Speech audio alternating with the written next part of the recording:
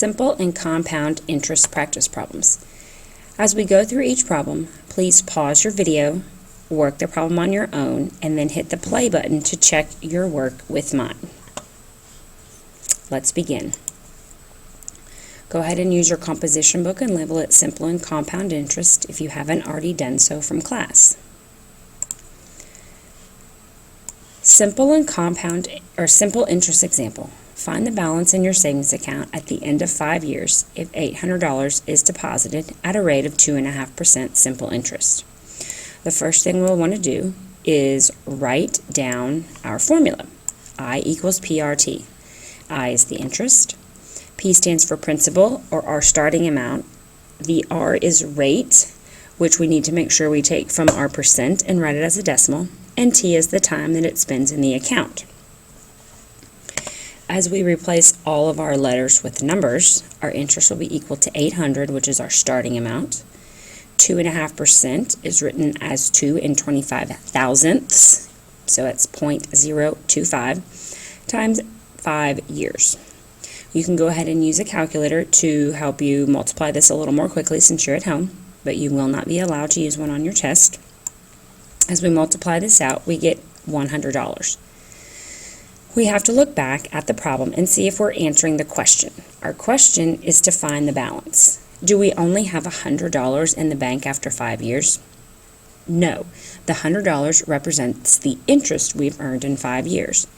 For this question, to find the balance, we want to take the $800 that we deposited and add the $100 in interest to get a total of $900. Here's an example of compound interest. An amount of $600 is deposited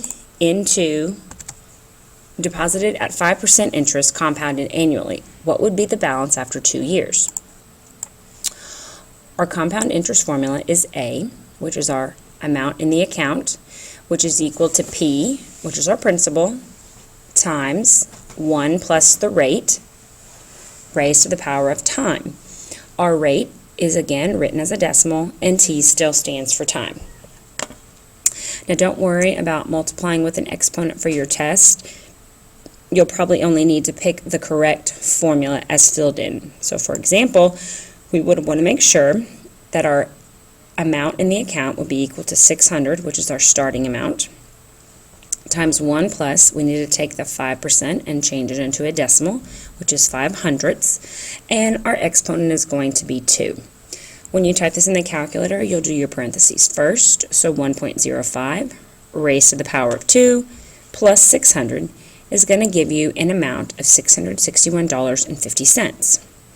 Again, on your test, for the test purposes, being able to match the correct formula with the information from the problem is what we're concerned with.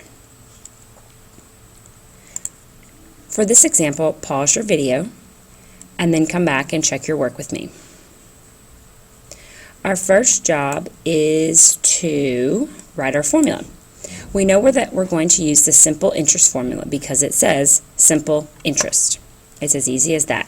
The interest is equal to the principal times your rate as a decimal times your time. So as we fill in our numbers, $2,800 at a rate of 2%, or 200ths written as a decimal, after 5 years. My interest is $280. When we go back to our problem just asks us to find the simple interest. So here we're going to stop with an answer of $280. This question asks us to find the balance of a deposit of $808 earning 4% interest compounded annually for 2 years. Go ahead and pause your video and use your compound interest formula to solve the problem.